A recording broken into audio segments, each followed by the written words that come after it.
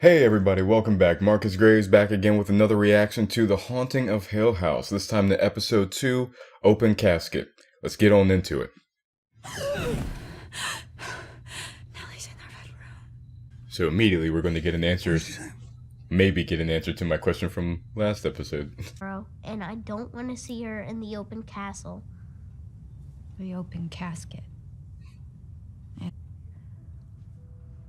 First, we make sure she's clean and soft. Then we put special chemicals in. Is that Hill House? No, this is our forever house. I designed it, yeah. I designed them and Daddy builds them. like a We're lot seeing of the lines. relationship between Shirley and her mom. That's true. She But when seeks I to look at provide I closure see a family for other from one to families, introductions. possibly because she never got that This closure dining with her room is the mom. heart. It sounds like a kid thing, but it isn't. It's very up in the fisted. Sophisticated. And yes, given that this has a hue to it, obviously they're not giving visual cues as to when they're moving non-linearly. And his friend. I appreciate your advice. Oh, such a I know cute you've kid. worked this house for so long. That master key you had didn't work. You have any other ideas about that red door upstairs?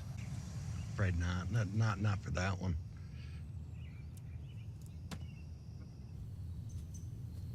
You kind of said that kind of knowingly there, bruh.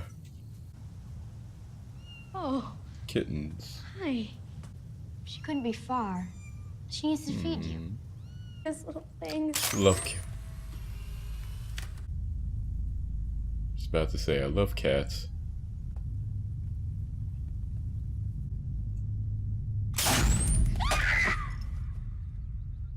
We can't just leave them here. Dogs. Dogs. Mr. Dudley, have you ever seen those dogs? No dogs on the property. Well, sure there are. The kids have been hearing them at night. They've heard them every night since we got here. Come on, Mom. I told you I wanted to be Daredevil. That's why I got you that, so you can devise. Mom, you're killing me. Killing me, Mom. Can't you Killing just me, decorate Smalls. that to look like Devil Man? Or Devil. whoever? I actually need just a got costume finished like doing a one of couple Austin's reactions to wedding. Daredevil That's some too. crap. If our masks don't look good enough, the ghosts will know it's us, and they'll come after me. There's Jaden. no such thing as ghosts, and you know that. So Shirley is Our house. disbelieving as well, and How's is Tyson? wanting to continue her mom's work. Yeah. He's still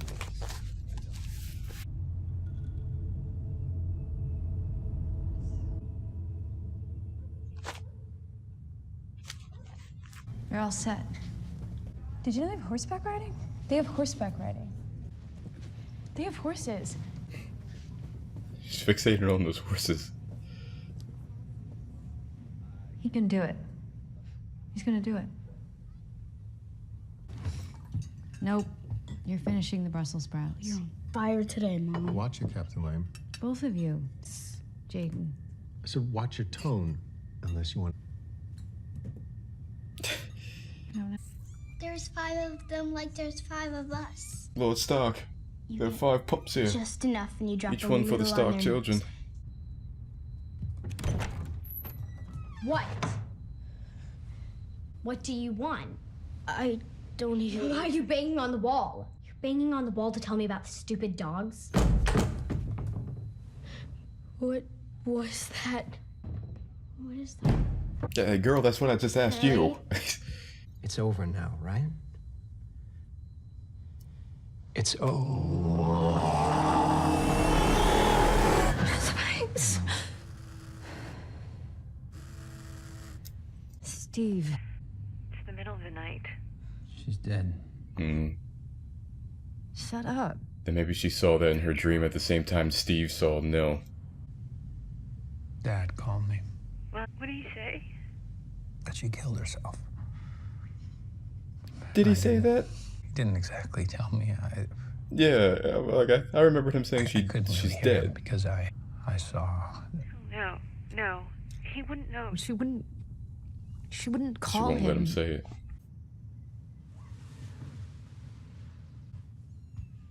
I bet you one of the kittens is gonna be dead. Yep. 5 kittens, like they're 5 kids. And she feels responsible for the death of this kitten, like she'll most likely feel responsible for the death of Can I Nell. see her? Open casket. I hope you have a safe trip to heaven, and when you get there, there's some nice, yummy milk waiting, and she's alive. Hey, it's okay. What?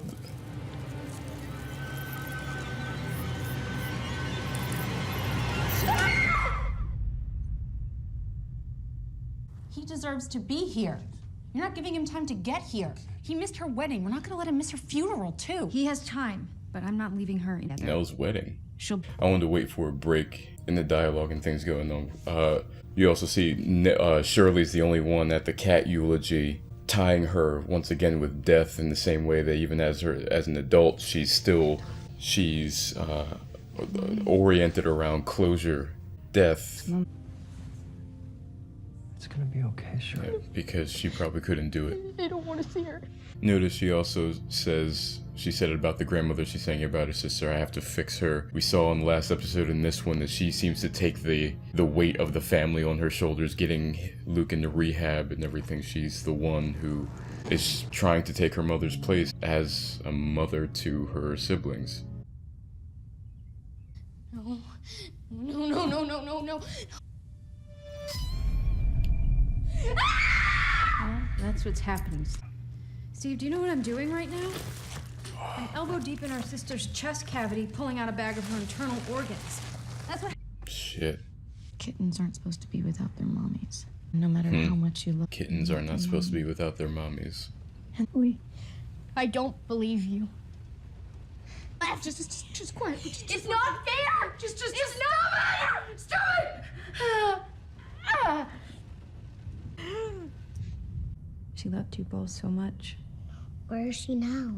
I don't know, Allie. You see where her world weariness comes in. Because with the kitten, she said, hope you have a safe journey on your way to heaven. Where's Auntie Nell now? I don't know.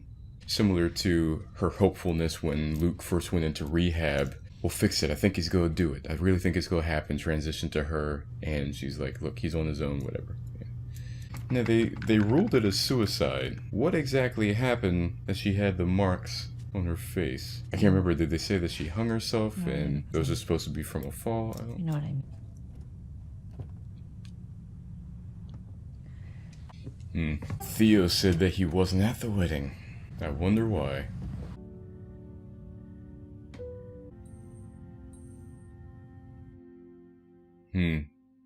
Flash the porch light twice. This episode put the focus on Cheryl and emphasized the maternal aspect of family, her taking over for her mom. You saw that her mother had a dream home that she was building, and after she died, Cheryl took that upon herself to bring that to fruition. And you see that she continued to do that not just with the dream home, but with her family as well, taking on her mother's role. Following in the footsteps to the extent that even the regret of how she handled the situation, whereas Carla Gugino's character, the mother, I can't remember the mother's name, the character's name, regrets how she handled Cheryl's first brush with death, real brush with death, how she thought she could have handled that better. And you see the same with Cheryl and how she handled Nell's wedding day and not allowing Luke to come, even though yes, he was high. It's like, well, she took that away from both of them. Yes, he was high. I certainly understand her decision, but also that Nell died thinking that Luke was even too high to even show up, and therefore that he didn't even care about her wedding day, and that Nell had to die thinking that. During this episode, I was really reminded of a film that I just saw a couple months back. Have you guys seen the movie Hereditary? If you haven't seen the movie and want to see it, then skip to this point in the video, because I'm going to discuss it now as it pertains to this episode.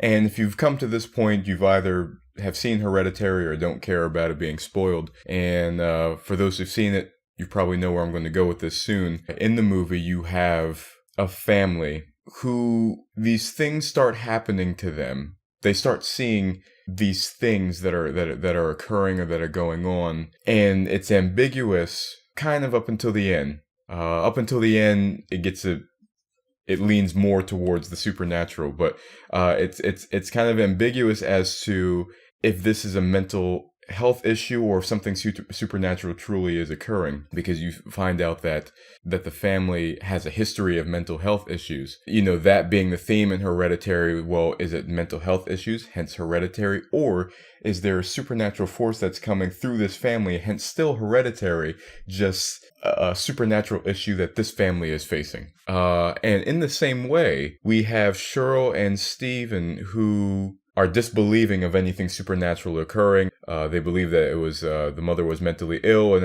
after the first episode, you're like, oh, okay, yeah, sure, you know, well, we know something supernatural occurred. But in this episode here, we see that the mother is struggling with something. Well, and then Cheryl seeing things, all of them seeing things. Luke getting into drugs, Nell having her issues that she has, Theo having the compulsive nature to have gloves, and she's germophobic, and now you're kind of questioning, well, is it something? Is there mental illness that's happening? Is it something supernatural? Now, of course, things happening such as the porch light flash twice, you know, which is what their mother said to them to know to come back. You know, yes, of course, leans more towards the supernatural. As ancillary notes, I wondered, like I mentioned in the reaction, like the dude that was with the father on the grounds, who's been helping him around the house. He's the Dudley Patriarch, is he not? Whereas the one that had the colonial dress and everything was the Dudley Matriarch last episode? I'm not sure. But when he mentioned I can't remember what he said, but he mentioned something about the house or the environment or something, and he said, oh, I don't know about that. You know, and the hesitation's like, no, nigga, you know something. You know something that's going on. And then with the dogs, you know, wonder what their significance is in terms of what they symbolize. Well, I hope you guys enjoyed this reaction. If you did, please remember to like, comment, share, and subscribe if you're so inclined. Check out my channel for all my other content that I have on there, my short film Yin and Yang, reactions, breakdowns, much, much more to come. And I'll see you guys next time. Have a good one.